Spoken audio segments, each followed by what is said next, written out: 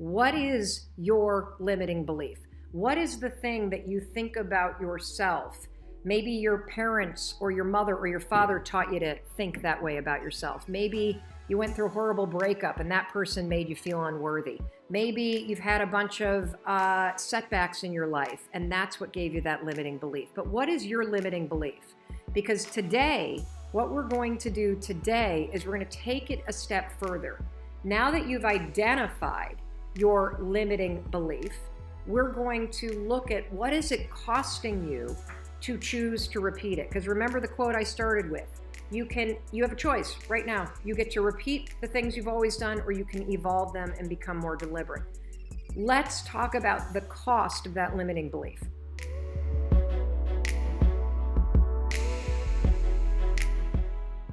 And I think so many of us have lost touch with the feeling. Yes. People are like, what is the feeling? And then the self-doubt starts to creep in, and the judgment and well, they probably know better than I do, that outsourcing of our intuition. How do you have people practice that? Mm-hmm. Okay, thank you for opening the door. I'm going to walk right in. We were going to talk about this cheesy ass thing I love it. that I invented during a crazy low moment in my life, and I call it the high five habit. And the high five habit, it begins with one habit, but it is a series of small things that you can do every single day to locate your power back within yourself. Because you're right, we have outsourced our self-worth. We look outside of ourselves for validation. We look at the number on the scale, the amount of money in the bank, the car that we drive, the person that we're dating, the friend group that we have, the amount of likes, the amount of views. All of that external shit is never going to make you feel worthy. The only person that can build your self-worth is you. There's a reason why that word begins with self. It begins within yourself. And so I'm going to tell you the story about how I stumbled upon this thing. And my brand of personal development, improving your life, falls into a particular category. First, I have to fuck up my life. Then I have to save myself. Then I stumble upon something that sounds ridiculously stupid on its face. And when it starts to work and I'm dumbfounded by how this dumb thing is actually working, I then start to unpack the research. And so whether we're talking about something I created over a decade ago called the 5-second rule, or we're talking about the high five habit, brace yourself. Because when you first hear this, you're going to think, this is the corniest thing I have ever heard. Now, I'm going to just say something that might sound obnoxious. I make millions of dollars. I am wildly successful. I have been married for 25 years. I have 3 kids who are awesome and irritating. I have lived with anxiety for 25 years. I've healed and continue to work on healing my trauma. And I will stand firm in telling you, the high five habit is the single most powerful thing I've ever discovered. So here's what happened. About a year ago, I found myself in a moment where I felt like life was punching me in the face. The first thing that happened is, it was March, and they found COVID at the CBS Broadcast Center. And at the time, I was in my dream job. I was hosting a daytime syndicated talk show with Sony Pictures Television. We were wrapping up season 1. We had 7 more episodes of the 175 that we were taping. I loved this job. And we got 5 minutes notice. They canceled the show. Didn't have a chance to say goodbye to the 130 people. I'm like, what just happened? I get in my car. I'm driving back home to Boston. I'm seeing the New York City skyline disappear. The phone calls start coming in. And our daughters, who were in college at the time, are now freaking out because they're closing down USC and she's got to pack and get home. And everybody remembers that moment when the quarantine and the pandemic shut your life down or turned it upside down, or you lost somebody you love. Maybe it was that you couldn't go to the nursing home to see your grandmother. Maybe you got that email from the office saying you can't come in. There was some moment that had happened. And so from there, once we got home, it was my husband and I and our 3 kids. My business went into a free fall. Every single speech that I had for more than a year gets canceled. My publisher calls me and says, that book that you haven't delivered. We're going to cancel the contract and the advance that we've given you that you've already spent. We need it back. And what happened is I started to get really triggered because when life turns upside down, your old shit will come up. Mm-hmm. And my old shit includes just 10 years ago being nearly $1 million in debt and facing that financial crisis like a lot of high functioning adults do, which is drinking myself into the ground and blaming everything on my husband. That was the moment that I invented the 5-second rule to help me get out of bed because the anxiety was so profound. It was pinning me to that bed like a gravity blanket every morning. That's a whole nother story. So I'm starting to have flashbacks like, are you fucking kidding me? I have clawed my way out of that. I have become a success over the last 10 years. I've paid down all that debt. We're saving money. I'm super successful. And this shit is happening again. So I start to spiral. I'm worried about everybody, just like everybody was. What's going to happen to my grandparents? What's happening to my parents? When am I going to see my friends again? What about the frontline workers? Like it was just a free fall. And so one morning, I wake up, I make my bed, I walk into the bathroom, and I see my reflection as I'm brushing my teeth. And I think, God, you look like hell. You know, like the gray hair is coming in and I've got these dark circles under my eyes and my neck is all saggy and my jowls are looking like saddlebags on a pack mule, you know, going down the Grand Canyon. One boob is hanging lower than the other. And I've even at this point had my breast implants out. Like, I'm just like, what the? And once you have a negative thought or the self-criticism starts, it's sort of like lint in a dryer. 100%. As it starts to gather, it collects more. Yeah. And so then I start thinking to get more creative with it. Yeah. I'm like, yes, get in the story. I'm like, oh my God, why'd I get up so late? I've got a Zoom call in 8 minutes. I look like shit. I don't even have a bra on yet. The dog's at my feet and he needs to be walked. I didn't respond to their text. Like I'm just doing the beat down. And here's the thing. Most of us don't realize that's your morning routine. We talk a big game about have a great morning routine. But the truth is, your morning routine right now either involves ignoring yourself in the mirror or criticizing yourself. And I don't know what came over me. In that moment, standing there, literally in my underwear, I just felt like the weight of the world on my shoulders. I'm one of the most booked motivational speakers in the world. I couldn't think of a damn thing to say to myself. Now, if either of you had walked into my bathroom that morning, I would have been able to lift you up. I would have been able to tell you what to do. But when it came to supporting and encouraging myself, I had nothing. And for whatever reason, as pathetic and as corny as it sounds, standing there in that very low moment, I just raised my hand and I high-fived my reflection. Now, it didn't change my life, but something inside me shifted. I felt my shoulders drop. I felt my chin lift up. I sort of silently felt myself say, it's okay. You got this. You can do this. And I left the bathroom. Now, the second morning, this is when like things started to go, I got up, I made my bed, I started walking to the bathroom, and then this is what I noticed that's really weird.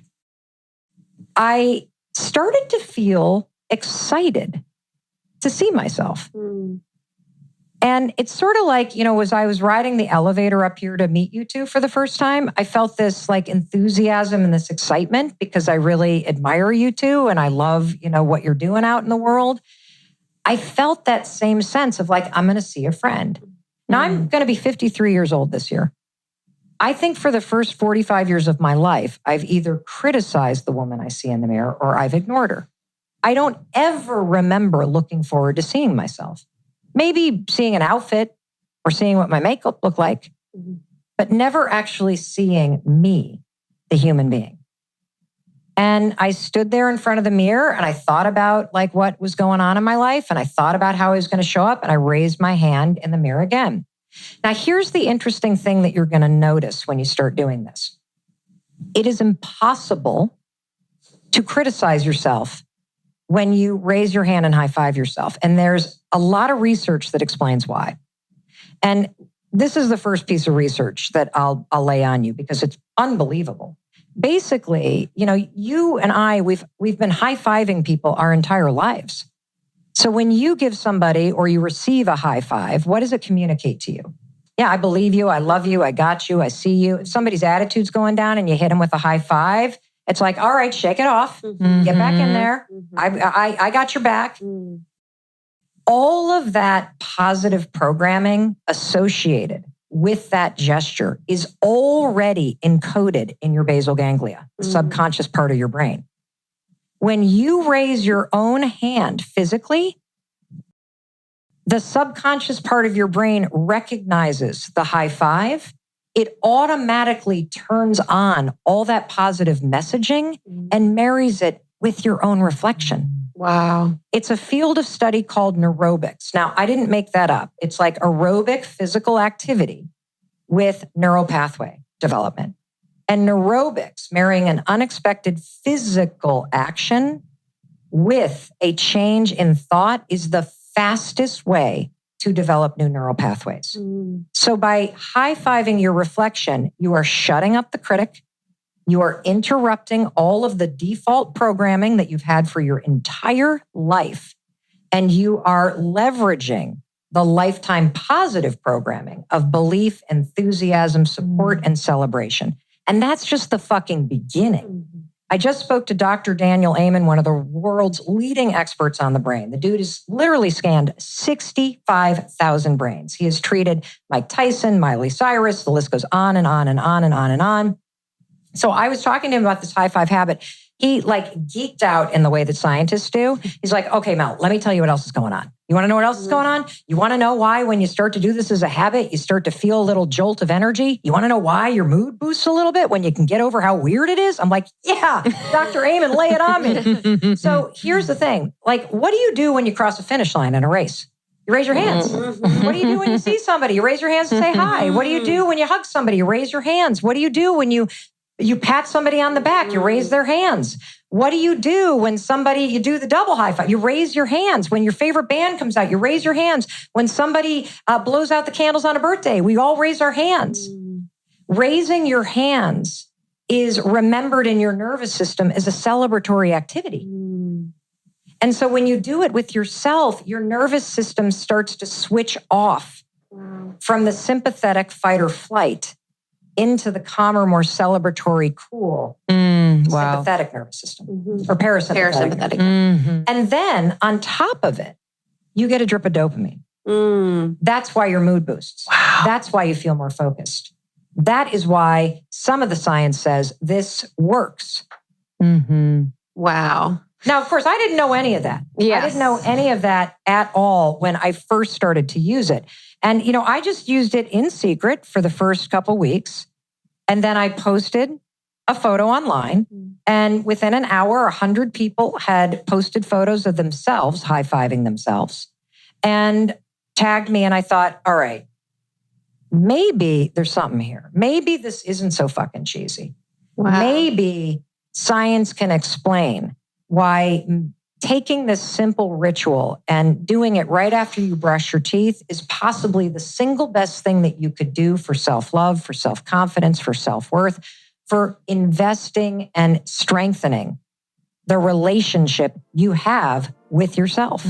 But there is something about that practice. And then even too with people, even if we're talking about health and wellness, and we were like, all you've got to do is get 8 hours of sleep, drink a lot of water, eat really well. It's it's almost too easy. I think about that with meditation. It's it can be hard to kind of calm the mind, but a lot of the biggest solutions in life are actually very easy. It's say sorry, show up, get sleep, drink water, all these things. But when you provide that solution for people, they don't want to, it's too simple. So we always need more of these explanations. It needs to be more complicated. I don't know if that's something where we're so used to things being hard or we want it to be hard, but there is a part of us that tends to complicate things where they don't need to. So when we hear a solution like that, we're like, that's corny. That's cheesy. Yeah. Well, and also let me unpack the resistance. Yes. So when you first stand, I tell people, you have to do this for 5 days.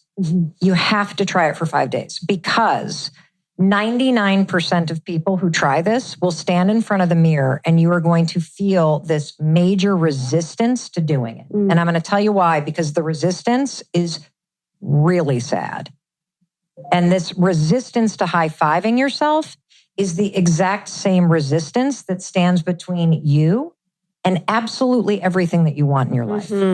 So when you stand before yourself in the mirror, what you bring with you is all of the judgment and regrets and shame and trauma and abuse and the stories that you have about who you are and what's happened to you. And most of us do not see a person who is worthy of celebration. The resistance comes from a deep-seated belief that because of what's happened to you, you do not deserve to be celebrated because of the mistakes that you've made, because of the regrets that you have. You do not deserve it. And I'm here to tell you, I'm on a mission to make every man, woman, child, everybody on the planet to understand that if you can wake up and drag your ass into that bathroom and look yourself in the eye and you are still breathing and you're still trying to do a little better today, you not only deserve to be seen, supported, and celebrated, you need it. Withholding that from yourself is exactly why you're not feeling motivated and encouraged. You're waiting for your boss or your lover or your friends or your parents to tell you you deserve it. I'm here to tell you, you have to learn how to give it to yourself every single fucking day, like your life depends upon it, because it does. And if you hear passion and conviction in my voice, it is because despite my success, despite the amount of stuff that I've muscled my way through, I have spent the majority of my life hating the person I saw in the mirror. And I think truthfully, most of us do. And that's not the only reason why you resist it. The other reason why you resist it is because we have all bought into this lie that unless you do something worthy of celebration, you don't deserve it yet. So for example, if that number on the scale isn't the right number, you don't deserve a high five because you haven't hit that goal yet. Unless you're the prettiest one in the room, or you have the bank account, or you've gotten pregnant, or you're married now, or you're in love, or you're this, or you're that. You are standing there in judgment because you don't see a human being that needs those things. You see somebody that hasn't measured up yet. So you're going to withhold that stuff. Now, I want you to think about something. If you've ever watched a marathon race, or you've ever run one, something interesting happens. Nobody stands on the side of a marathon with their arms crossed and is like, yeah, let's see if you can do this, motherfucker.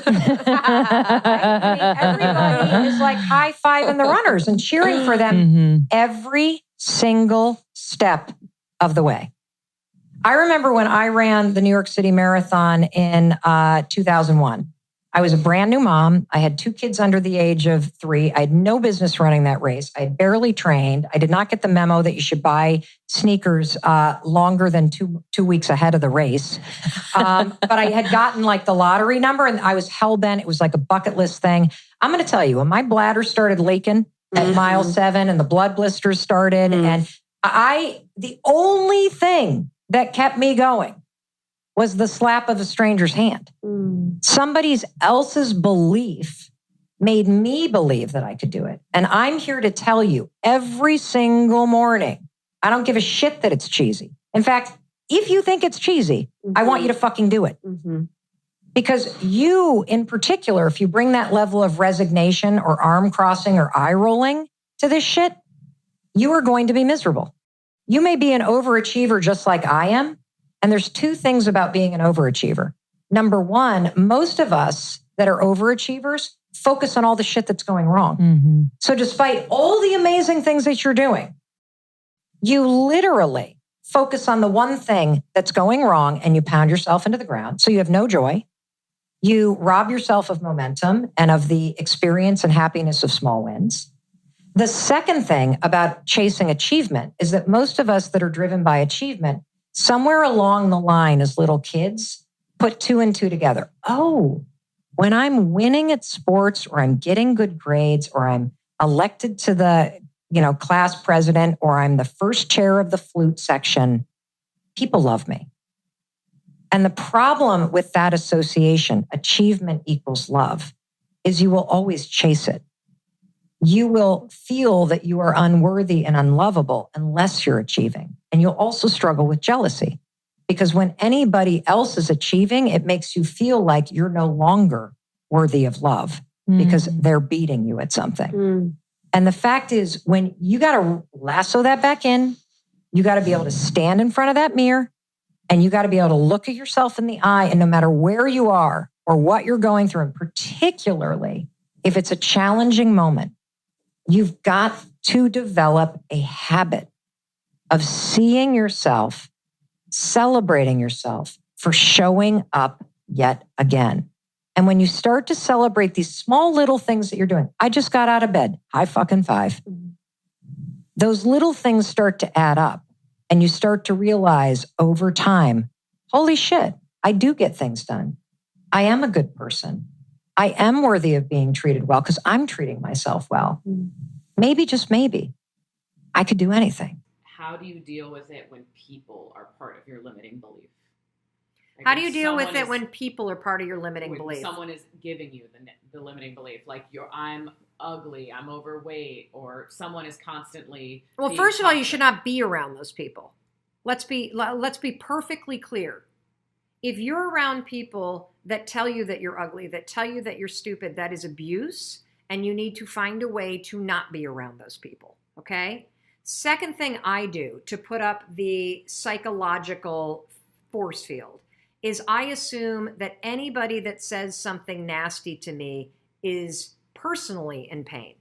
And so telling myself that people are saying that to me only because they're hurting makes me flip it so that it's not about me being ugly. It's not about me being bossy. It's not about me being a certain way. It's about the pain that idiot, I shouldn't say idiot, but you know what I mean. It's about the pain that hurtful person is experiencing and the fact that it's so awful for them to be in their body that they have to do everything that they can to attack other people. Because it's only in attacking other people that they don't have to stop and be with themselves. A very painful place to be. So empathy always works for me for the psychological force field. But be very clear, those people should not be in your life. And if that person is your mother or your father or a relative that you have to see or a spouse, you got to have boundaries with it. Hey, you can feel that way, but you can't talk to me like that. You got to just, you got to start to, what did I say earlier? Ask for what you need. And boundaries are the biggest version of that. You can feel that way. You can't say that to me. And if somebody's repeatedly doing it, you got to find the courage and the support structure to leave. Why is it so easy to fill out limiting beliefs, but almost paralyzing to figure out an alternative, think this, not that? How many of you are having trouble with this? It's very easy to see where you doubt yourself, but it's super hard to come up with the alternative thought that you're going to substitute. Well, the reason why it's hard is because you actually believe these thoughts. And these thoughts have become patterns and they've become habits and they've become so prevalent in your life that they're almost like the co-host of your life. If you think about it, you are the star of your life. But if the supporting actor is a limiting belief that constantly tells you that you're not good enough or that you're not worthy or that you'll never succeed, then it's no wonder that you believe it, because the co-star of your life is your limiting beliefs. And so it's not easy to change your limiting beliefs, but it is simple. And it begins with you identifying them and then substituting them. So the most, I think, effective way of beginning the process of teaching yourself how to identify a limiting belief and then come up with your own substitute positive belief as a way to change the negative pattern in your mind is to use the power of objectivity. So write down all your limiting beliefs. And I'm going to go through this in detail in just a second. Write down all your limiting beliefs. I'm not worthy. I'm not good enough. Nothing works out for me. Nobody's going to love me. Whatever the fuck it is that you think that's bringing you down. And then you can ask yourself this. What would Mel say? If Mel were sitting here across from me, what would Mel say? Another thing you can do, you can write the opposite of what you're thinking. And you may not believe it. It's okay. Because what we're doing is training you in a new pattern. And one of the things that Angie asked is she wanted to know, what were my limiting beliefs? So yesterday we sent out this workbook, the Best Decade Ever Toolkit. It's in your email. If you go to the Facebook group, Best Decade Ever with Mel Robbins, it's also listed on the files. You'll find the download for this. Check your junk email if you didn't get it. But so my limiting beliefs. So I want to have the number one talk show of the decade. And the number one talk show of the decade right now seems to be Ellen. And so it's interesting because a lot of my limiting beliefs, I think, are provoked by the fact that I'm the newcomer in a space that I have huge dreams of making a mark in and dominating. So one of my limiting beliefs is someone's already done it. How many of you have that one? My dream has already been done. So my substitute thought, because this feels kind of true, doesn't it? Somebody's already done it. And then my substitute thought, the think this, not that, is, well, they haven't done it my way yet. It hasn't been done by me yet. Do you see what I mean? So somebody else has done it. Okay, I get it. It hasn't been done by me yet. It'll never happen. It'll never happen. How many of you have that limiting belief? It'll never happen. My substitute belief, it hasn't happened yet. So I'm acknowledging that it hasn't happened, but I'm adding on the yet as a way to keep my mind in the positive. It didn't happen last time, so it's not going to happen this time. How many of you have that one? Yeah. This is what I say. I wasn't ready then. I'm ready now. Because it didn't happen last time because I didn't know everything I know now. I'm ready now. I don't deserve it. How many of you have this limiting belief? I don't deserve it. My thought is, if I work hard, I'll earn it. Do you see that? So it flips from a statement where I'm bashing my self-worth, I don't deserve it, to a statement about putting in the effort. If I work hard, I'll earn it. Oh, I've got this story that I'm the bad news bears, that I'm literally like the person with the worst equipment, and I'm the underdog, and I'm underfunded, and why does it have to be so hard, and why does it seem so much easier for everybody else, and blah, blah, blah, blah, blah, blah, blah. And I flip that into, I love being underestimated, and I love being the underdog. In a very weird way, as much as it exhausts me, it also empowers me. Here's a specific limiting belief. How the fuck am I going to compete with Ellen? I can't compete with Ellen. Especially when she's been at it for 20 years. She has the budget of God and an army of people that are supporting her. I mean, there was something she did announced yesterday on social media that I was so like, oh, of course. And I was so jealous. She announced a partnership with Starbucks where she's encouraging people to pay for somebody's coffee using the Starbucks app behind them in line, and then take a video of it and upload it. And they're going to bring them on the show. And I was like, oh, will I ever get there? Will I ever get to do cool stuff like that? And the answer is yeah. She proves it's possible. And also, I can take the 10 years and be like, and in 20 years, I won't even recognize the cool stuff I'll be able to do if I put in the work. So take that jealousy or somebody else or whatever and say it proves it's possible. Now put in the work. So those are some of my limiting beliefs, and that's how you can do it. And by the way, if you can't do that exercise successfully on your own, post in the Facebook group and tell people this is your limiting belief. Can somebody help you come up with a substitute positive belief so that you can think this, not that? Ask somebody in your life to help you.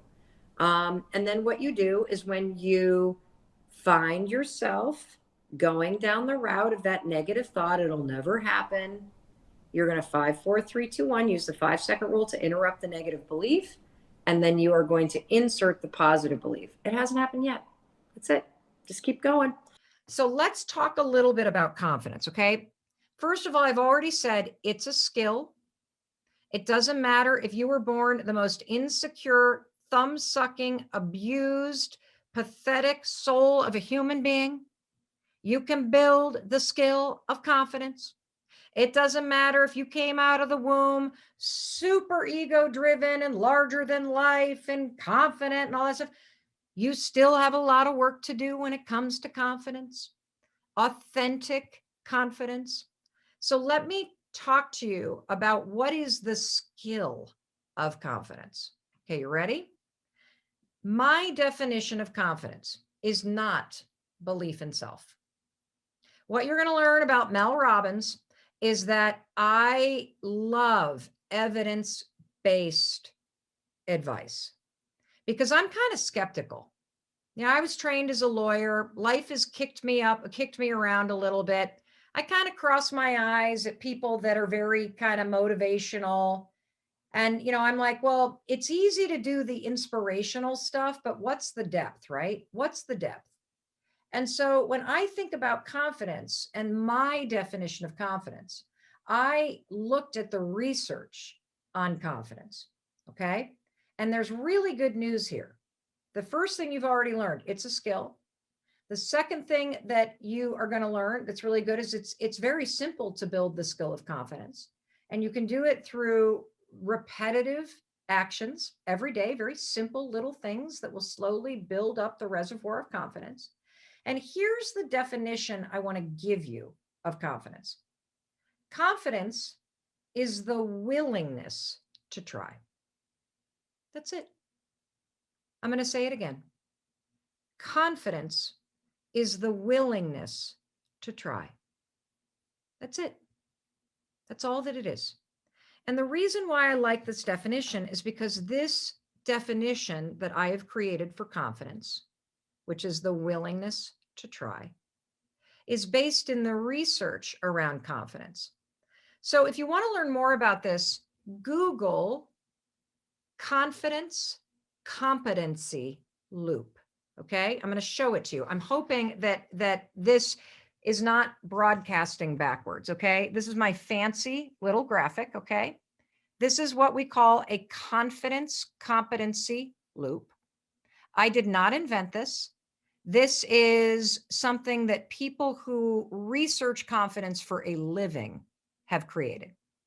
And I've highlighted this because this is where confidence begins. It begins with the willingness to try, because I'm going to show you what ends up happening if you're the kind of person who trains yourself. Notice the words I'm using, trains. We're not going to sit around and wait for motivation. We're not going to wait for courage. We're going to manufacture those things. And this is where the 5-second rule is so transformative. Now, for those of you that don't know it, I'm not going to spend a lot of time explaining it. I'm going to give you the shortcut. It's just a simple brain hack backed by tremendous evidence that I created at the worst moment of my life that turns out to have extraordinary science behind it. All you do is in a moment where you feel doubt, insecurity, fear, anxiety, procrastination, perfectionism, PTSD, OCD, anything that you might possibly have that would rise up to block you, you simply count backwards, 5, 4, 3, 2, 1. Okay. And you got to count backwards, 5, 4, 3, 2, 1. And what that will do is it will shift gears in your mind. Instead of being stuck here in the part of the brain that keeps you stuck worrying and thinking and having a bias towards overthinking and being a perfectionist, you're going to go 1, 4, or 5, 4, 3, 2, 1, and you're going to try. Now, this is what's going to happen. The first time you try, you will fail. That's really good news. You want to know why? You learn by failing. You learn by failing. Do you realize that's how you've always learned? That when you were a kid, you don't remember this, but when you were learning to walk, you fell an average of 17 times an hour. You actually learned to walk by falling. And so you learn everything when you fail. Because when you fail, as much as you may think you're going to die, if you stand on a stage, I see a lot of you who want to be coaches or speakers or whatever. You're going to have to learn how to give a speech where you stutter and where your mouth gets really dry and pasty and where you get a neck rash and where you forget what you're supposed to say. You got to do all that stuff. Why? Because when you fail, you don't die. You actually gain knowledge and experience. And that's the gift of failure, because you then take that knowledge and that experience and you go right back to the next time. And then you try again. But this time, when you 5, 4, 3, 2, 1, try, you're going to take your knowledge and experience with you, and you're going to fail a little bit less. And what you're going to learn there, you're going to take right back to the next time that you try. And every time that you fail, you're gaining knowledge and experience. And you take that to the next time that you try. And you're going to go like this, and you're going to go like this, and you're going to keep going and going and going and going and going. And every time you 5, 4, 3, 2, 1, you push yourself to try, you gain a little bit of competency for the next time you're going to do it. And every time you gain a little bit of competency, your mastery goes up. And that's when you start to feel more self-assured. And that muscle, everybody, of trying, that is where you build the skill of confidence, which is the willingness to not be so damn serious and hung up on being perfect and being worried about looking stupid.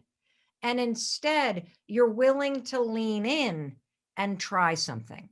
And what ends up happening, because so many people have a definition around confidence, it's about belief in self or self-awareness and all this kind of stuff. And that's great, but I don't prefer those definitions, because then you're sitting around waiting to feel ready. You're sitting around, and in those moments where you don't believe in yourself, you feel like you don't have a reservoir of confidence to draw on. And it couldn't be further from the truth. You were born with natural intelligence and confidence. How do I know that? I know it because it's part of the design of a human being. Think about what you were like as a child before the world got their hands on you. You just let whatever you were interested in pull you forward. You would crawl towards or tumble toward anything that you were interested in. You'd try anything. You'd crawl up to a mirror and stick your hands on it and lick the thing you loved yourself so much. But life got its meaty hands on you and started telling you no. Do you know the average kid hears some version of the word no, some redirection almost 400 times a day? So you became cautious. You started holding yourself back. You started thinking before you tried things. You started worrying about feelings. This is where it all begins. But you were born knowing how to do this. And the other reason why I know this is true is because you wouldn't know what it felt like. You wouldn't miss it if you hadn't once felt it. You wouldn't know any different. So I want you to know it's in you.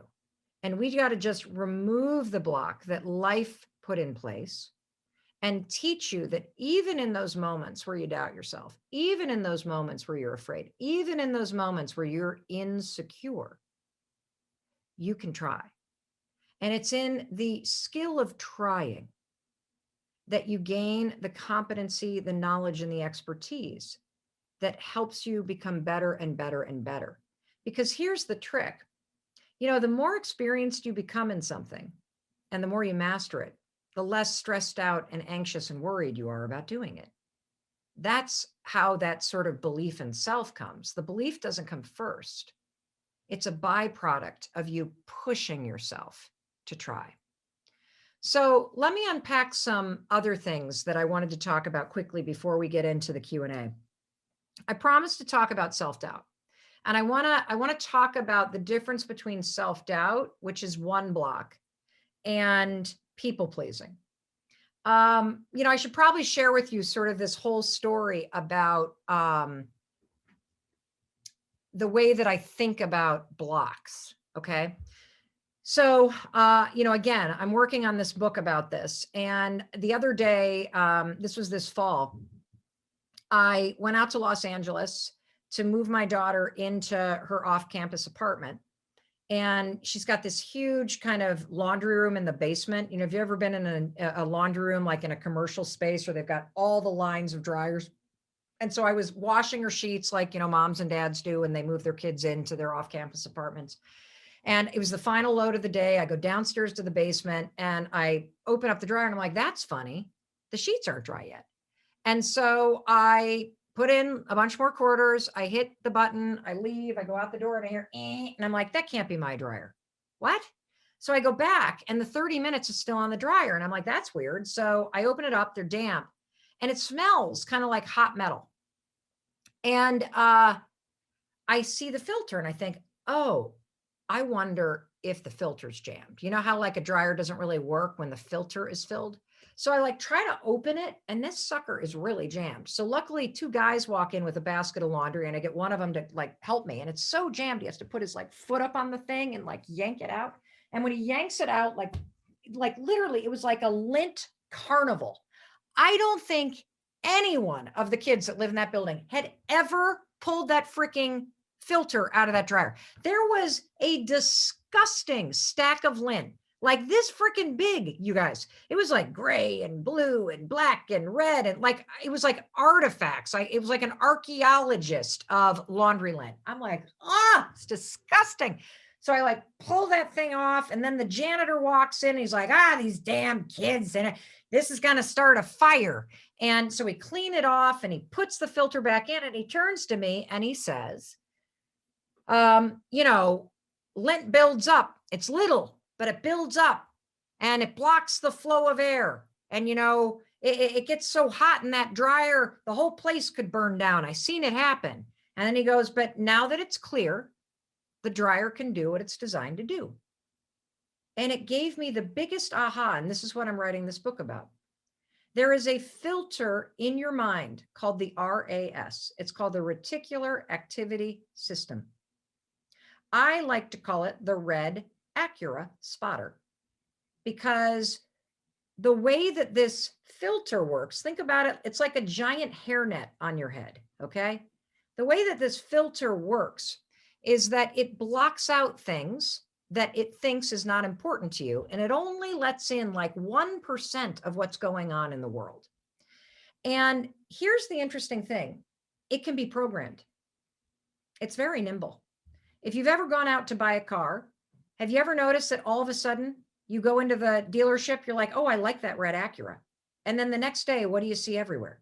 You see red Acuras because your RAS, the hairnet on your brain, the filter that influences absolutely everything that you think and do. By you going to shop for a car, it has gone, oh, ding, ding, ding. Hold on. Mel Robbins is interested in red Acuras. Let them in. Let the red Acuras in. And all of a sudden, every red Acura is now getting in through the hairnet in your brain. Okay? So this is good news because if you decide that dream that is meant for you is something that you want, you can program that sucker to let in information that is related to it. And suddenly it becomes so easy to spot opportunities and easy to gain momentum and easy to try. Here's the problem. You ready? Your freaking filter is trapped with mental lint. That's right. You want to know what lint stands for? Because I'm a freaking genius. Lint stands for those moments when you lose inspiration due to negative thoughts. Thank you, everybody. I know I'm a genius. You can read all about it this fall.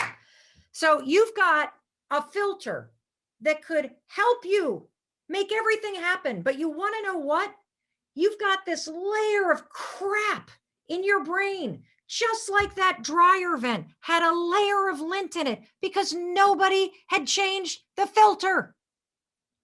You cannot do a load of laundry, people, without creating lint. And you cannot go through a day in your life without having some sort of negative mental lint build up. You have a lifetime of lint that is clogging the filter in your brain. I know it. I can teach you how to remove it, and it's impacting your willingness to try. And the 2 forms of Lent, there are 5 of them, but I'm going to talk about 2 of them right now. The first one is doubt. And doubt is the kind of moment when you lose inspiration due to the negative thought, it'll never happen for me. You want to know why Mel Robbins has never done a live event? Ever. I've never done any kind of live event on my own. You want to know why? Because I've got negative crap built up from childhood that makes me say, no one will show up. True story. Tell me if you've been to an event in a stadium that I have produced. You haven't, right? Because I too have lint in there. And here's the great thing, just like that dryer, when you realize you have a filter that needs to be checked and you've got a filter in your mind that needs to be cleaned every day, once you spot the lint, it's easy to go, oh my God, look at that bullshit. Get that out of here. Come on, Mel, please. Once you clear away the doubt, it will never happen for me. You can go, oh, look at that stupid lint. There it is again. It'll never happen for me. I don't think so. Wipe that stuff away. Now you can use the definition of confidence. I'm willing to try. Whether it happens or not is irrelevant. I got to be willing to try. What about when someone can't realize or identify their own negative feelings? Someone that has been conditioned to live in negative feelings and believes that that's normal. This question comes from Basso Anna Denegada. It is your normal. You're right. It's a really, first of all, I'm sorry that that's been your experience of life, because that really stinks and it doesn't have to be that way. But here's where I want you to go. What's interesting about what you said is the fact that these feelings are normal, okay? Normal just means you're used to them, but you don't have to live with them. So even though you're so used to these negative feelings and these feelings of doubt, you still don't like them. You still have the ability to stop that. So I want you to think of a moment in time when you were really happy. Like, it could be a memory from being little, it could be something that you dream of doing. And I want you to come up with something really specific about that moment, okay? Like, think about what you were wearing, or think about the blue sky. That is going to be what I call your anchor thought. Every time from this moment forward that you wake up or you find yourself drifting to those normal feelings of, I'm a loser, I'm worthless, I'm never going to find love. They may be things that you're used to thinking, but that doesn't matter, because you can change them. The second that you feel that, you've drifted over into that thought, and I keep coming over here because when you start using the rule, you're going to start to literally feel which part of your mind you're using. The worries kind of happen here. I want you to 5, 4, 3, 2, 1, and then I want you to insert this vision of yourself where you felt really good. And if you can't think of one, invent one. How would you feel if you were in love? How would you feel if you loved yourself? How would you feel if you did that thing that you're scared of, that you keep talking yourself out of? That's your anchor thought. Now, when you first start using the rule, particularly when you're breaking a habit of thinking negative thoughts, when you first start doing it, you may need to use the 5-second rule 73 times in one day. That's okay. I had to do it like that when I was first using the rule to cure myself of anxiety.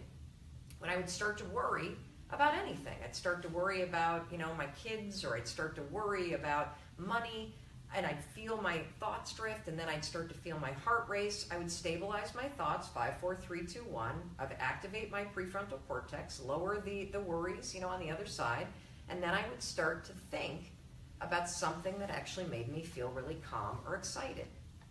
That is the battle of your mind. And, the other thing about normal that I just want to say is that the reason why it feels normal to doubt yourself and to have low self-worth is because you've thought this so long. It's become a pattern, just like chewing your nails becomes a pattern of behavior that you don't think about.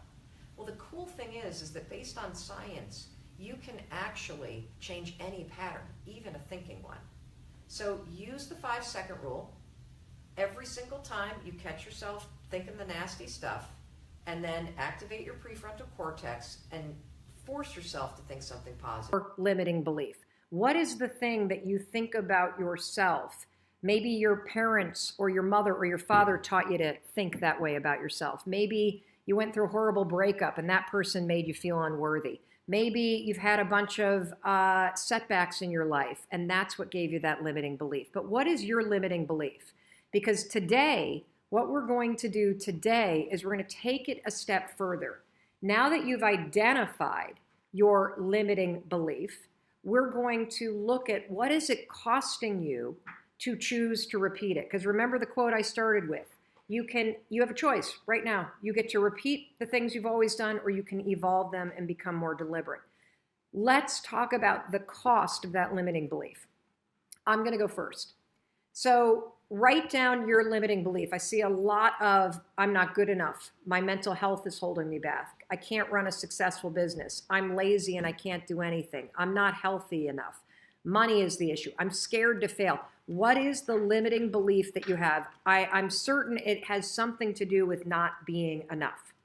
Once you've written that down, you're afraid of failure. You don't deserve success, all that kind of stuff. I don't know how to start. These are excellent. You're doing an excellent job. The first step to moving from that default into getting deliberate is actually seeing it. So seeing it is fantastic because now we can start to understand that, whoa, this got programmed in. It's my default mode. I want to get rid of it. How do we get rid of it? Well, let's first identify why you want to. Let's take a hard look at the cost of having this limiting belief. So in order to figure out the cost of having the limiting belief, what's my limiting belief? That I'm not a good person. That's my limiting belief. That I am not a good person. That you don't think I'm a good person. That I don't think I'm a good person.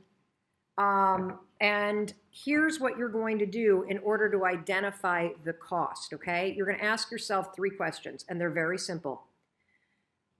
What is this limiting belief in my case that I'm not a good person? What does it cost me in my past to think this way? What is it costing me in this present moment to think that I'm not a good person? And here's the kicker.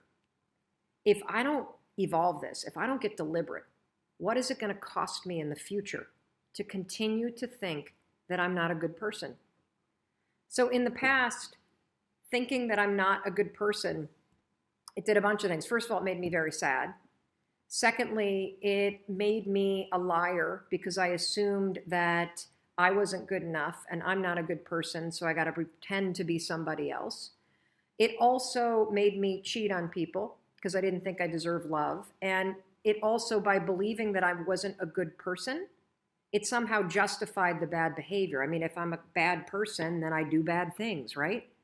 What does it cost me in the present to believe that I'm not a good person? Well, it costs me a lot of joy. It costs me connection in friendships because I'm constantly questioning whether or not people actually like me for me. It makes me second guess myself and whether or not I deserve the success. And what does it cost me in the future? It's going to cost me everything. If I continue to repeat this pattern and I continue to allow myself to default to believing that I'm not a good person, I will never be fully happy. I will never be fully present. I probably will not be successful when we launch this new daytime talk show in the fall.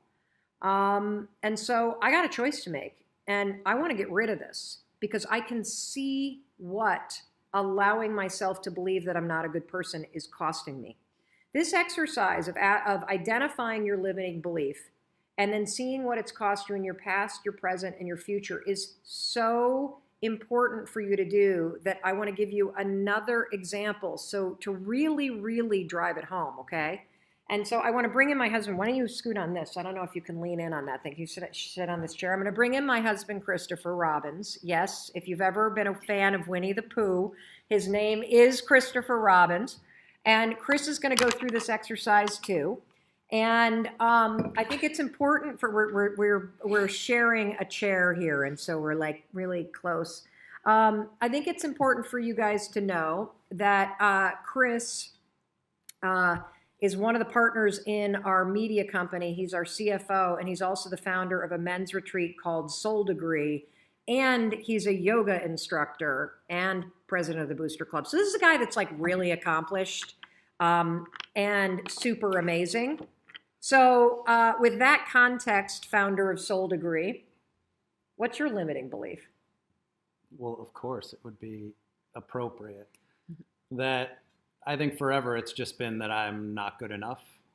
I think that's it, succinctly, that I'm not living up. And certainly in the past, it's been all around the decisions I've made career-wise,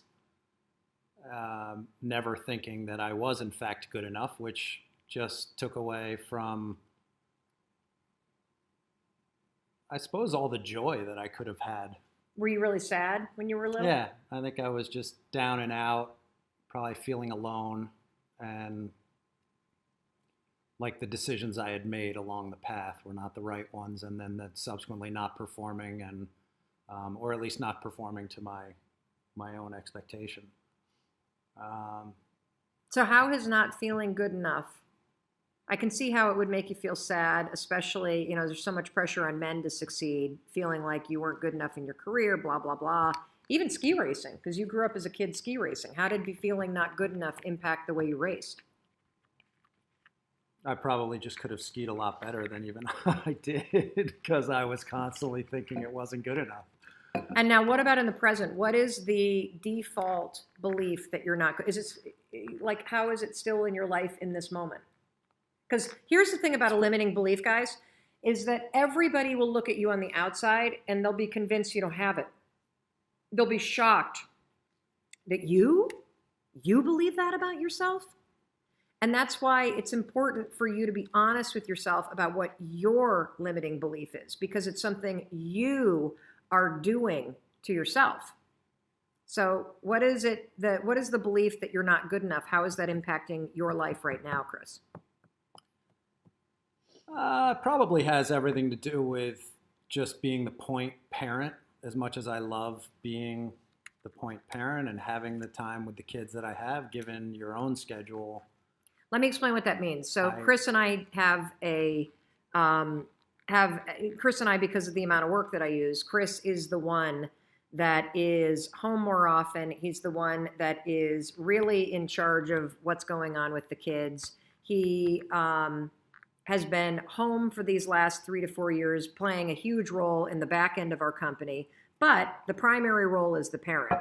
And traditionally, at least in the United States, it's the woman that does that. And so it's been, I think, a very fulfilling yet confronting thing for Chris to be playing that role in, am I saying this correctly? Totally. Just to bring everybody up to speed? Just embracing the idea that me being the one at home handling the lion's share of the things at home are, of course, consistent with my negative belief that that's not good enough, that that's not being supportive enough. Is it also with success? Like that's not enough in terms of your own career, even though you founded a men's retreat? Well, seriously. You mean? Well, you run Soul Degree. You run the Booster Club for the high school. You teach yoga classes. You are a CFO, and it's still not enough. And here's the thing that's so interesting, everybody. I'm going to ask Chris a question he doesn't know I'm going to ask him. If you could go back and do something different these last 3 or 4 years and actually go and work and build a business that's solely your own and not be around, and I mean, would you trade the years that you've had with our kids, the last 3 years, or for something else? No, definitely not. Well, see, then that's the thing that's crazy. Is here you're sitting here torturing yourself saying, you're not good enough, you're not good enough, it's not enough, it's not enough. But given the option, if we could wave a magic wand and change everything, and the circumstances would be different, but you had to trade the time that you had with our kids, would you do it? The answer is no. So here's the thing that's interesting, and I'm so happy that you admitted to that, because it points out the fact that your default thinking isn't logical. It's just a habit. It's something you've been doing for so long that you don't even realize it. And even though it doesn't serve you, and even though, like Chris just said, he would never change a thing, and yet he still thinks it's not enough. That to me means that there is some automation here that's going on in your brain where it's set on default. Oh, I got to just think I'm not enough. I got to think I'm not enough. I got to think I'm not enough. You know? Well, here's the bigger question. If you allow this default mode to stay programmed in your brain, how is that going to impact your future? Particularly if you think about things like your aspirations for Soul Degree, the men's retreat that you run.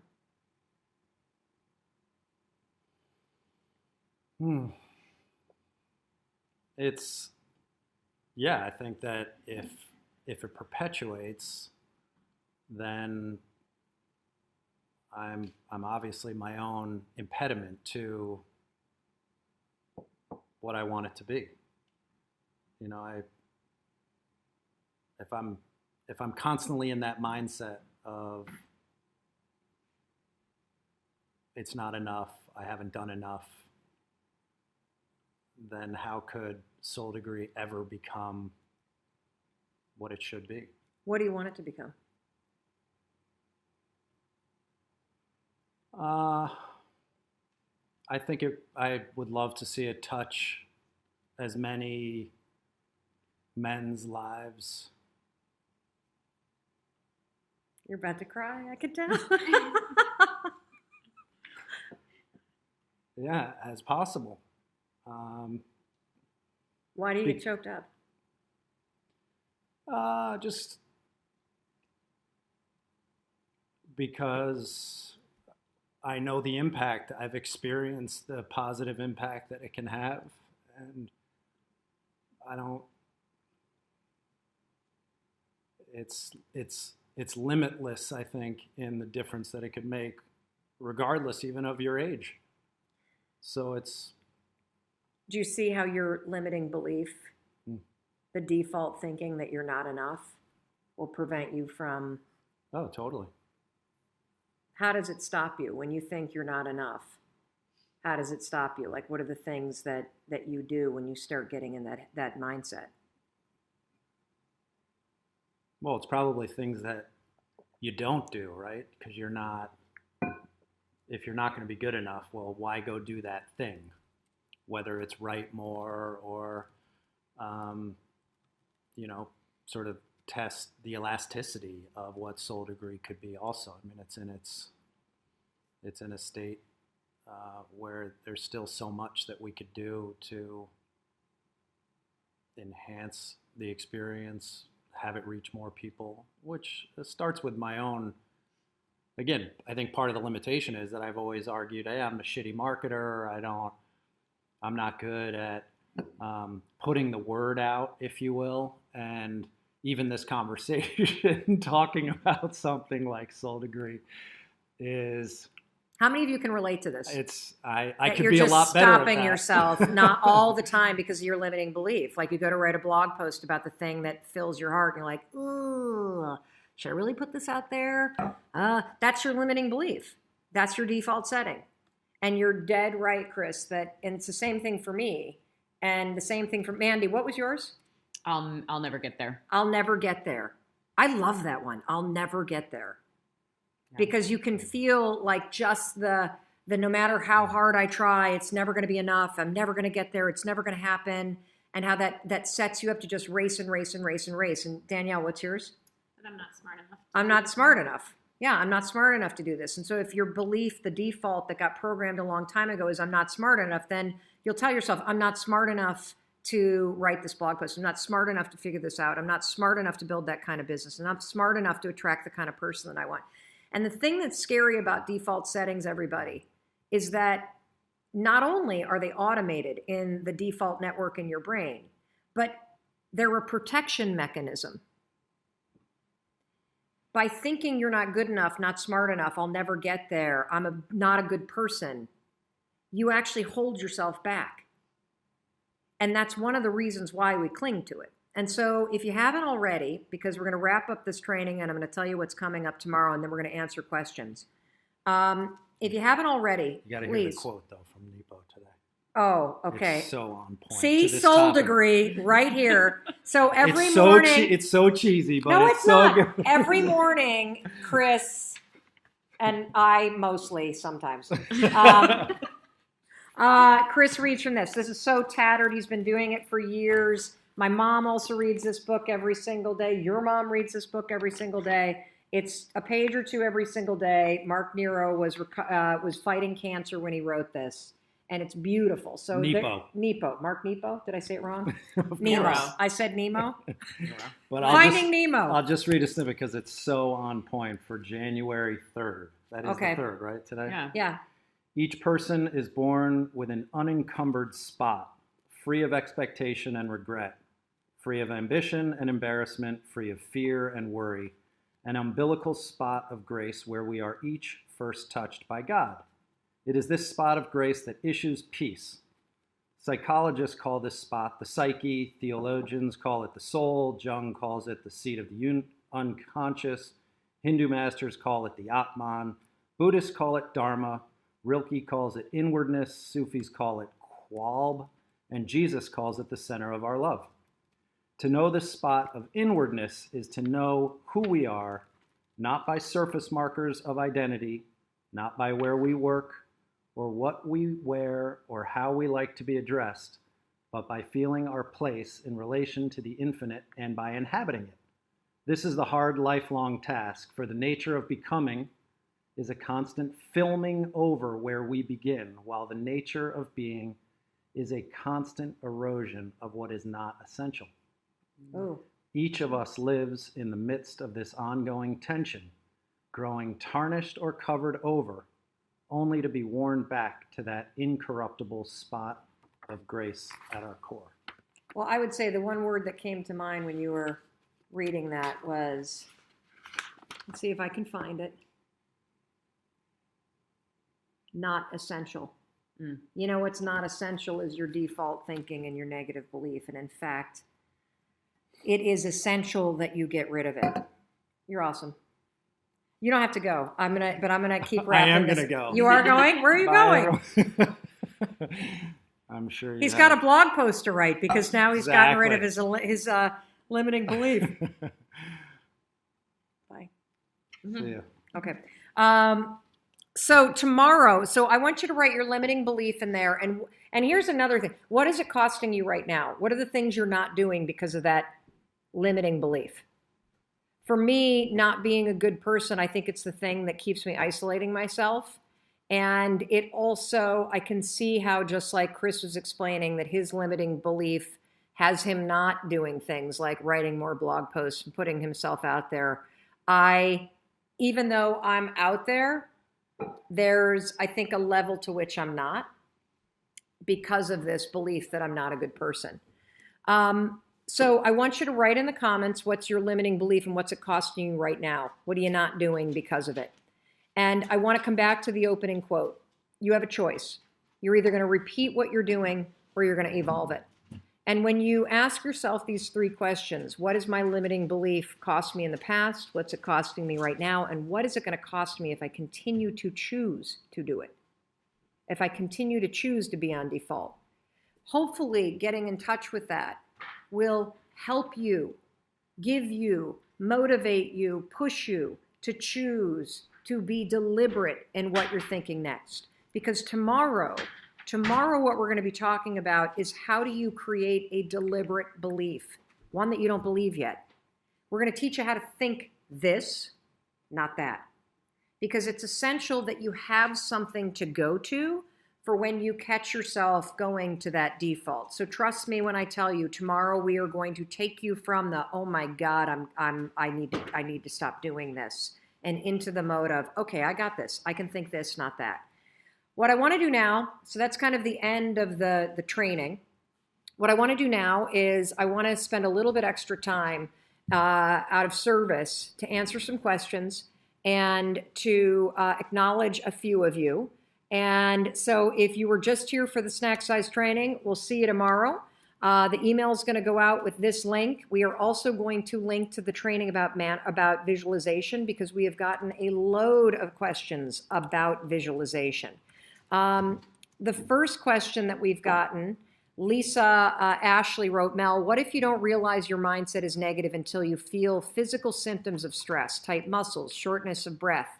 I'd like to be more aware of the triggers and be able to get out of autopilot and make that change. This is so awesome. Okay, so Lisa,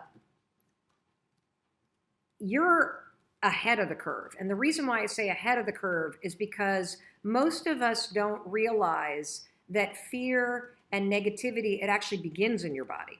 And it's really interesting that you raise this question because we did this project with Audible that's coming out in February called Take Control of Your Life. The entire thesis of it is that fear is in your body. And if you learn to read the body signals, you can cut off fear and negative thinking before it even reaches up here. Because your body remembers trauma, your body remembers negative situations, and so your body is trying to signal you that something's up. So one of the things for you, and we're going to get to this later in the program, is for those of you that are asking about, are we going to talk about anxiety? Are we going to talk about triggers? Are we going to talk about PTSD? The answer is yes, yes, yes, yes, yes, yes, yes. You're going to go through a whole day, Lisa, where you're going to identify things that trigger that stress in your body as a way to be able to preempt your thoughts going negative. And so I think it's a really good thing that you have body awareness. For those of you that don't have body awareness, maybe start to pay attention. Do you have stress in your neck and your tension in your shoulders? Do you feel something in your stomach? When your body is doing those things, stop and ask yourself, what is my default set? What is the negative thing I'm thinking right now? And get it out of your body and identify the negative thing that you're thinking. We will get to this, Lisa, I promise, but believe it or not, it's a really good sign that you are aware of the body signals. Do we have another question about visualization? I got one. Okay, good. Or anything else that's come up in the comments, Mandy, that you want to throw at me? Because I think a lot of people are really struggling with the limiting belief thing. Go ahead. Lindsay Haas. Lindsay, yes? Is it normal to not be able to visualize or have a really hard time doing it? Is it normal to not be able to visualize? I think that everything is normal. Truly. Because there's no right way to do life, okay? If you're having a difficult time visualizing a positive future, you're not alone, and there's nothing wrong with you, okay? There's just some work to do, and it's work that you're capable of doing. One thing that you could do if you sit and you think about your dreams, and then you go and you close your eyes and you try to visualize yourself walking into that house that you've always dreamt of, or being in the relationship you've always dreamt of, or looking at your bank account and seeing the savings you've always dreamt of, and you just can't see it. Okay, no problem. You've got some default settings that have really settled in. We can still reprogram and reset your mindset, okay? We can still teach you to be deliberate. It's going to take time, just like everything, but we're going to do it in micro steps. One thing that we could try is let's try the power of objectivity, Lindsay. What I want you to do, if you can't visualize something positive for yourself, pick somebody that you love and visualize the thing that you want for yourself for them. So visualize your mom in that scenario. Visualize your friend in that scenario. Visualize one of your kids in that scenario. Visualize me in that scenario. And so when you see me walking into your dream house or walking into that job and quitting it and walking into that new yoga space because you're building your own studio, and you visualize me and you start to feel happy for me, then I want you to visualize me turning and going, Lindsay, you're next. You're doing this too, and you're doing it with me. Use me as the foil to get you to start to train yourself to visualize positive things, and allow me to coach you in your vision and say, you're coming with me. I'm going to be here with you the whole step, okay? Because the power of objectivity works very, very well in lots of other research for decision making, and so I suspect that it will work for visualization too. Mandy, got another one? I'm looking for limiting belief stuff, but it seems that somebody just asked me what if I can't identify a limiting belief? Oh, see, I've got a lot of good ones in here. I haven't. Is that on Instagram? Somebody just asked me, what if I can't identify a limiting belief? Then here's what I would say. Oh, paused. I want to wait to answer this question because I want to make sure that you hear this. What do you do if you cannot identify the limiting belief? Let's go and look at your actions first, okay? So we're going to work backwards from your actions. If you think about your goals and you think about the things that you need to do, the actions you need to take in order to make your goals a reality. So if your goal is to be healthier and you know that you need to eat better and you need to exercise, but you're not doing it, let's go and look at the excuses. Why aren't you doing it? Yeah, maybe you say you're lazy. Maybe you say you're tired. Maybe you say that you don't have time. But underneath the I don't have time and I am lazy is something else. And it's probably that you think you don't deserve it, or you think that you're not good enough to be healthy, or you think that you're not lovable or worthy of it. So if you have trouble looking at your limiting beliefs, look first at the things that you're not doing. I'm not writing blog posts even though I want to build this business. I'm not working on my website even though I want to build this business. Why? What's the excuse? And then if you go a step beneath the excuse, I'm too tired, I don't have time, I don't know how, what is really the belief you have about yourself that's keeping you from pushing yourself to greatness? You got it? What is that? Because if you go there, I think you'll start to see a theme. All right, anything else? You have another one you want me to ask? I feel have like one that I've gotten from a couple of Okay, people, good. Yeah. And they've just been saying, what the hell is wrong with all of us? What do you mean, For what the hell's thinking wrong this with way. all of us? For thinking us this Yeah, way? for thinking these things. What's wrong with all of us? Okay, first of all, there's nothing wrong with you. Here's my theory, okay? Here's my theory as to how it is that we all got stuck with a negative default network in terms of our limiting beliefs. Human beings require other human beings to take care of them in order to survive. You cannot be born, pop out of the womb, and just make it on your own. You need physical contact. You need other human beings to take care of you. We are hardwired from survival to connect and fit in. We are a pack species, no matter how introverted or shy you may be. And I think that that biological, evolutionary fact about survival makes us super in tune to what the other human beings, namely our parents, are doing, because we don't ever want to get kicked out of the pack. That would mean we're in trouble from a survival instinct. And so I think as little kids, in order to keep the peace, in order to fit in order to be loved, we basically are constantly assessing what mom or dad are doing. And then we are judging ourselves and coming up with strategies to survive. So you might have had a parent that was emotionally abusive. You might have had a parent that was an alcoholic. You might have had a mom who was awesome but stressed, and you were on edge. And so whenever your mom got upset, you started to think something's wrong with me. Whenever your parents fought, you thought something's wrong with me. Whenever your mom got upset with you, you started to get worried that you were doing something wrong. And so instead of, as a 6-year-old, 5-year-old, you don't have the intellectual capacity at that point to go, wow, mom's stressed out. Must be something at work. We all go, something's wrong with me. And so we start to, not because our parents are doing it intentionally, but based on the fact that we need other human beings to take care of us. We need to be connected to a pack. We need to be connected to somebody, our parents namely. You start to internalize negative messaging as a kid. I'm not worthy. You know, if mom would love me, she would treat me differently. My dad wouldn't yell at me if I were worthy. If only I did something. If I were different, my parents wouldn't fight. If I were different, my dad would be happy. If I were different, my mom wouldn't be so upset. I think that's where they come from. I really do. Do you have anything to add to that? Nope. Mandy? That's actually scientifically proven. It's scientifically proven? Yeah, human beings have a need to be seen. And We have a need to be seen. It starts at birth because you either are seen or you die. That's true. Because if your parents are not paying attention to you, you will die. You need to be fed. You need to be protected. You need to be clothed. You can't even walk until you're a year old. You can't even crawl or scoot until you're 7, 8 months. You are completely, positively exposed and vulnerable.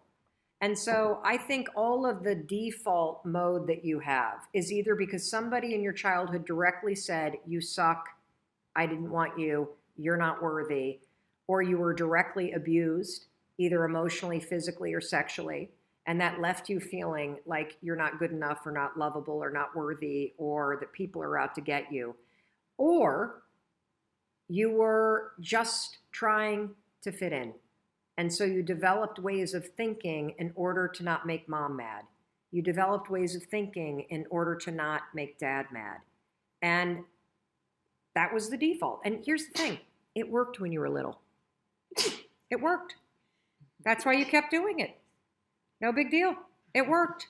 Okay? You made it this far. What did I say the other day? You're the oldest, the wisest, the most experienced you've ever been. Yep. And that means that you have the ability to make a choice at this point to evolve and become more deliberate. The default mode served a purpose when you were little.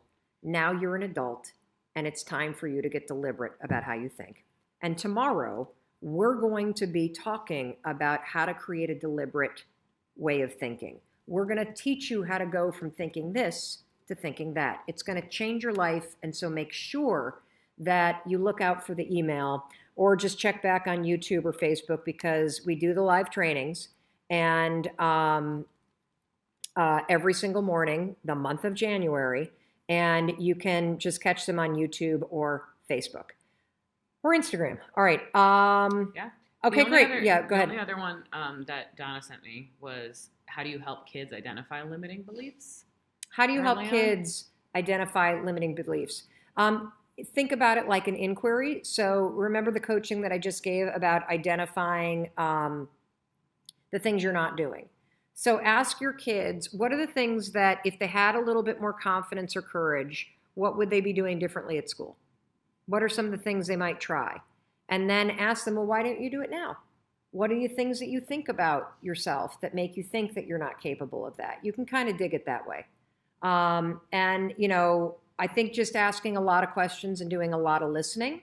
You probably know what your kids' limiting beliefs are. I mean, I know I would like to just crawl inside the heads of Oakley, Kendall, and Sawyer and take a bar of soap and just scrub it right out of there and clean out their thoughts so that that negativity, that questioning, that anxiety, that's so part of being a teenager, isn't it? Because biologically, evolutionary standpoint, when you're a teenager, you go through a process of separating from your family. And guess what pack is the most intense and important pack in your life? It's your peer group. This is also proven by science. And so you go from 0 to 13, making sure that you fit in with your parents and you're not upsetting them, to now, oh my God, my peers are life and death for me, and I got to fit in with them. And so then you come up with a whole nother default way of thinking in order to survive that. Well, I'm here to tell you, it's time to get deliberate. You're an adult. It's time to take control of how you think. If you're a kid who's watching this, you can get deliberate too. You can decide what you want to think about yourself. You can decide who you're going to hang out with so that you feel good about yourself. And when you start realizing that you can be in control of the way that you talk to yourself, your life is going to change. So the other day, I managed to get to a yoga class 30 minutes early. The reason why that happened was not because I was really organized. It was because my son actually had chorus practice at school, so he had to be at school earlier. So I got to the studio earlier, and class normally starts at 8:45, and I normally get there at 8:44, 8:45, 8:46, right in that zone. This day, a couple days ago, I arrived at like 8:14.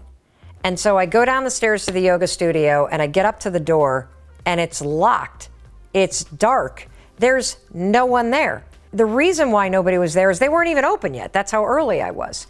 Now, here's what happened that really struck me. The first thought that popped in my mind, here I was dressed in yoga gear. I got my yoga mat. I got my little journal because I'm going to be early and I can journal on my mat and be all yogi in the studio. The first thought that popped into my mind is, oh, you should just bail. Don't even go. Go across the street to Pete's and have a cup of coffee. Forget this yoga thing. I don't feel like it. I cannot believe how fast my own mind contaminated my thoughts.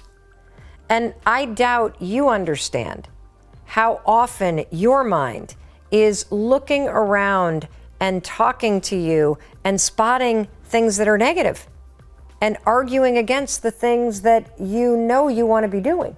I mean, it was just a moment. Walk down the stairs, see that it's dark. I don't think, oh, great, I'm the first one here. That means I'll be the first one in the door. That means I can get the spot by the door in the back of the class that I really like. I didn't think, oh, I could sit here and I could journal right here and just wait. I didn't think, oh, I could make a phone call. I thought, I'll bail on this commitment I made to myself. I'll just bail on, screw it. So why am I telling you this? Because our minds are so negative. I don't care how positive you are, and I am an incredibly positive person. I don't care how much mindset work you do. You have to continue to do it over and over and over again. It's not that your mind jumps to the negative and constantly sees the problems and the obstacles in front of you. It's that you don't even realize how often it happens and how often it hijacks you and takes you off course. So it's essential that you're paying attention. It's essential that when your mind talks negative smack talk to you, that you smack it back and you say no thanks, or you insert something positive. And, you know, I actually did not intend for this to be like some sort of video to push you to something, but that does remind me that I did an entire course called Mindset Reset. It's free, by the way. More than 400,000 people have taken it. It's 30 videos. If you want to check it out, you go to melrobbins.com/mindset reset, and we'll email you the workbook and you can watch all the videos for free. I'm not selling you anything. I'm a daytime talk show host, so I'm not selling you a course. But I'm telling you this because even the woman that created Mindset Reset, even the person that is training you on how you redirect your thoughts and do what I call think this and not that, my mind still jumps to the negative. My mind still argues against me, which is why one of the most important things that you need to do if you want to live a positive life, if you want a happy life, if you want your relationships to be stronger, if you want things to come more easily and naturally to you, you have to continually train your mind. So what did I do that morning? I basically was like, shut the up. And I sat down and I opened up my journal and I didn't listen to it. And sometimes that's the most powerful thing that you can do when your mind gets negative. You just tell it to shut up and you move on. You know, I've heard a lot of experts say that fear isn't real. That is such a bunch of baloney. Fear is so real. In fact, there are probably things that you're afraid of doing right now in your life, in your relationships, at work. And the fact that you're afraid, that's robbing you of all of the experiences that you want to have in your life. I mean, if you're afraid to fly, that's going to limit your ability to travel and see the world or go visit friends. If you're afraid of public speaking, that's going to really limit your ability to express yourself and share your ideas. If you're afraid of talking to your boss or asking for a raise, that directly impacts how much money you make. Or what if you are dreaming of starting a business, or you've already started a new business, but you're afraid to talk to people and you're afraid to share your business with people? I mean, fear is something that stops us all. And that's why I'm here to talk to you, because it doesn't have to. Fear is real, but I am going to share a secret weapon that I have used for years to beat every single fear that used to stop me. Now, first, before we get into this secret weapon, I just want to cover a few facts about fear, what it is, what it isn't, and some things that you may not know about fear. So first thing, fear is a physical state in your body that is exactly the same as excitement. Let me say that again. Fear and excitement are the exact same physical state. Your heart races. You might sweat a little bit. You might feel tightening in your chest. You might feel a pit in your stomach. You have a surge of cortisol. It's basically the way that your body goes into a hyper-aware state because it's readying for action. Now, what's the difference between fear and excitement? Really simple. The only difference between fear and excitement is what your brain is doing as your body is all agitated. If you're excited, your brain's going, oh, wow, this is going to be so cool to ride this roller coaster. If you're afraid, your brain's going, no way, there's no way I'm doing that. This is dangerous. Get out of there. Don't do that. It's saying something different.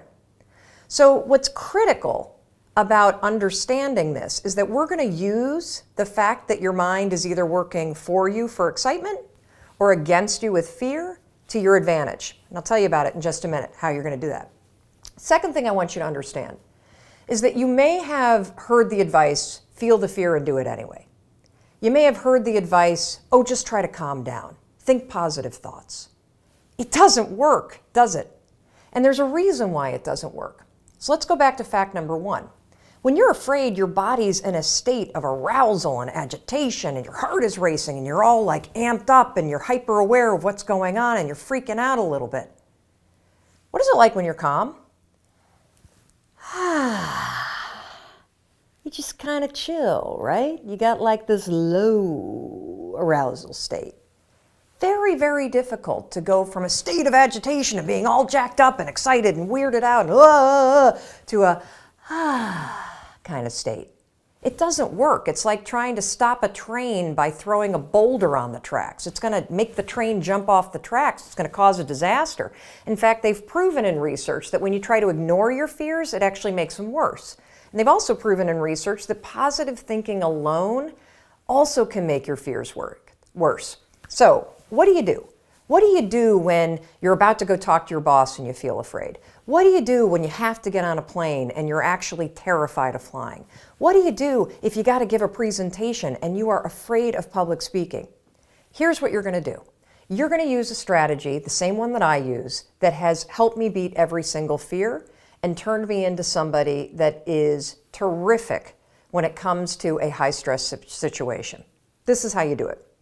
You're going to use my 5-second rule in combination with what I call an anchor thought, and that is going to reframe what your mind is doing so that your mind goes from feeling agitation and making you afraid to reframing it from agitation to excitement. It works like magic. Now, I have used this technique for years, literally for years. And one of the ways that I want to introduce you to it is I want to take you backstage. I want to take you backstage to a speech that I delivered this year. And what you're going to see is you're going to see me behind, the major set. I'm about to walk out. You can kind of hear the crowd roaring. My introductory video is playing. My body is in a state of arousal. I am literally, my heart is racing, my arms are sweating. It's like you're going to see this. I'm going to tell you about it. And you're going to watch me use this same technique I'm going to teach you to reframe my nerves into excitement. Check this out. All right, I'm about to go on stage. There are 7,000 people out there, and it's so exciting because what they don't know is they're about to learn the 5-second rule, and their lives will never be the same again. Now, I gotta tell you, my heart is racing, my armpits are sweating. I have the exact same physiological feeling as when I'm afraid, but I'm not afraid. I'm excited. Excitement and fear is the exact same thing in your body. It's just what your brain calls it. Here's a trick that's proven by science that I use every time I speak. When I start to sweat, when I start to have butterflies, when I start to have my heart race, I say, I'm excited. I'm excited to get out there. I'm excited to talk to these people. I'm excited to share the 5-second rule. And what that does is it sends a message to my brain that tells my brain why my body's all agitated and excited. And that way, I don't feel afraid. Remember, excitement and fear, exact same thing in your body. The only difference is what your brain calls it. Go get them. Now, I want to give you one more example, just to make sure that you really get how you can use this. So a lot of you have written to me about your fear of flying, and I can really relate to that fear because I used to have the exact same fear. But I use this same strategy to conquer it. Here's how you're going to do it. So first things first, if you've got to do something that really makes you nervous or that you're afraid to do, before you're about to do it, come up with an anchor thought. What's an anchor thought?